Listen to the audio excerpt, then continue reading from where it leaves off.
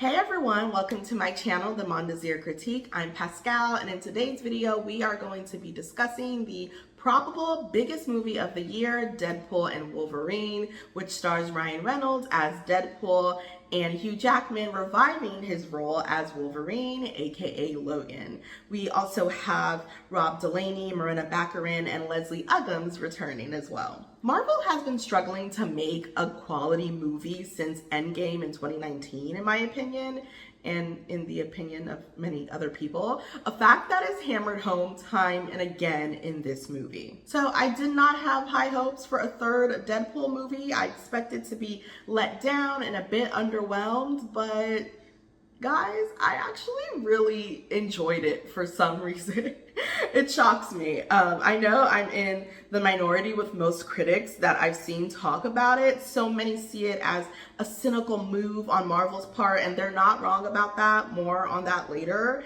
And those who have seen it are trashing it from what I've seen as just this lazy cash grab. But you know what? I was entertained, and that's kind of just what I needed from another Deadpool movie if it had to exist. And I actually really did have a good time from the start to the end. It's not a perfect movie, and some of its loudest critics are right about the underlying purpose of why Marvel put this movie together, but I was entertained, and I think that is the first thing a comic book movie should be. Entertaining. Deadpool and Wolverine worked for me on a few levels. One, it felt like a comic book movie. It's light, it's simple, it's kind of lean in terms of running time, and it's just really funny, like genuinely funny. The audience and I laughed a lot. The script fired off several quick jokes that really landed thanks to Ryan's fast-talking, trash-talking Deadpool Wade Wilson character. And Hugh brought that menacing, tragic, brooding character that we all love, that he embodied so well all those years ago. The chemistry between them was really good, and the whole movie was like this simple buddy cop comedy with low stakes and pretty decent action sequences. While I watched, I could imagine the entire movie broken down like in comic book panels, and I can see it play out. And once again, it was a simple story, which I truly appreciated. Deadpool needs Wolverine's help to save his universe and all the people that he loves from being destroyed. That's it, that's the movie. There is some time travel nonsense and multiverse stuff that's in there that I'm choosing to just ignore, but that did not take away from me enjoying the movie. It's overall just was really easy to follow, and it didn't feel so bogged down by, you know, the history of the MCU and all the movies that they have released in the recent past. Since Endgame, Marvel movies have been dark and convoluted and honestly a little boring. Eternals is about celestial beings having like an existential crisis. Wakanda Forever had to deal with the real life passing of Chadwick Boseman, so it was pretty dark. Then they didn't really have a choice about that, but it was kind of depressing. Doctor Strange was literally a horror movie. So all of these themes have been quite heavy, and you know, the levity from all these films was just gone. Deadpool and Wolverine was also a punch in the gut nostalgia wise. Marvel struck gold in the past and again knows that it is struggling to have lightning strike again. So it was nice to see and remember the good old days, even if it does seem like those days are long gone, which is bad news for Marvel. I was not interested in seeing another Deadpool movie. I don't really remember the first two at all. I saw them years ago, like when they came out. I remember enjoying the first Deadpool, and as far as the second movie, I think I remember one scene. So I was not at all interested in seeing a third Deadpool movie until I heard that Wolverine was gonna be in it, and that definitely piqued my interest. And Hugh Jackman is actually really good in this. He's giving it his all, and it felt great seeing him as Logan again. There were times where he just looked too old for all of this mess, and Hugh's face just showed that at times.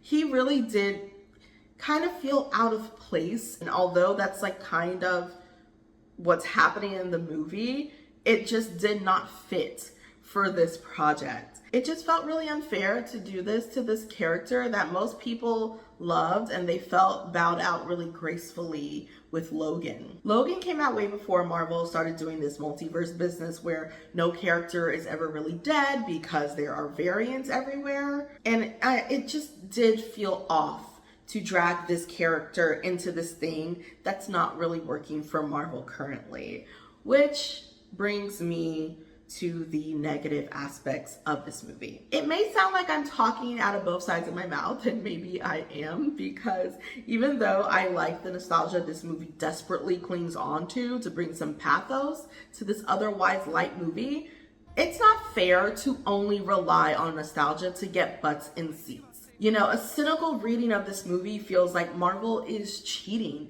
One of Vulture's film critics says, "This isn't a movie, it's actually a marketing campaign." I'd say this movie is more of an apology tour / Marvel giving themselves a pat on the back for their heyday, and just a chance for them to try to give characters their denied glory.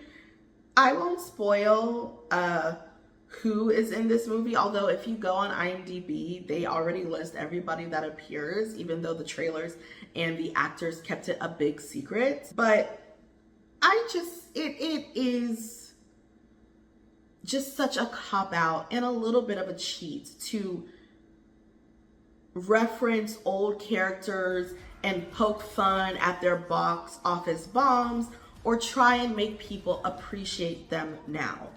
It's kind of creepy and gross to me. Marvel shouldn't be allowed to do that. Like, they shouldn't have enough power to make a whole movie, like, trying to protect their brand that really isn't super popular right now. None of this is necessary. Just make better movies. I don't think they would get half as many complaints as they did if any of their new projects felt inspired or felt groundbreaking the way, you know, the first, leg of Marvel felt back in the day. I think we just want to see something great on screen, and that just doesn't feel like we're building upon a franchise to keep one company super duper rich. But unfortunately, that's what it feels like right now. And as I'm recording this, it was just announced that Robert Downey Jr.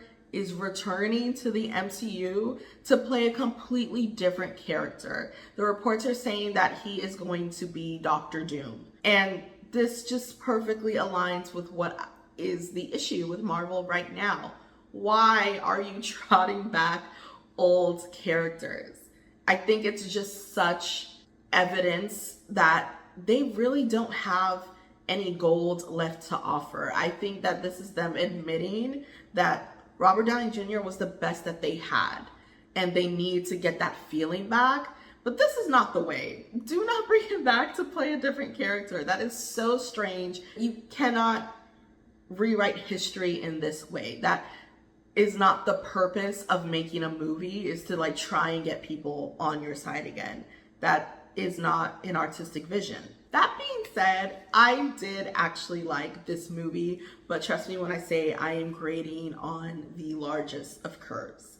Here's where I am with it. I was expecting to be bored, confused, and really annoyed with the Deadpool Ryan Reynolds shtick, and I wasn't. I was actually pretty entertained, and this is like the one role where Ryan Reynolds is really locked in. He clearly understands Deadpool. That is his humor to a T, and he does it really well. So it was nice to see him working in an arena with a character that he understands on that level. I do see Marvel turning its wheels here, and I honestly should reject that, but hey, it's here and I didn't hate it. And I think if you're a fan of Marvel movies, you're probably not gonna hate it either.